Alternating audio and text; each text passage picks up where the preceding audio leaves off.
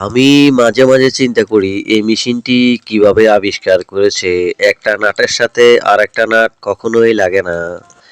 কিন্তু আরেকটা প্রশ্ন থেকে যায় কত শুষ্কভাবে কাজটি করা হয়েছে। দেখতে কতই না সুন্দর আর দামও অনেক বেশি। একেকটা মেশিনের দাম ৯,০০,০০০, ১০,০০,০০০, ১৮, ১৫ এমন একেকটা মেশিন একেকটা দাম। চায়না, কোরিয়ান, জাপানের মাথায় যে এত বুদ্ধি আছে তা আগে কখনো মানুষ চিন্তা করে নাই।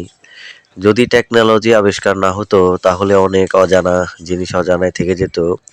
দেখুন কত সুন্দরভাবে পরিপাটি করে একটা মেশিন আবিষ্কার করে একটি মাল জন্য প্রস্তুত করা হয়েছে। এটা হচ্ছে এলাস্টিক মেশিনের এলাস্টিক মাল হচ্ছে এটা।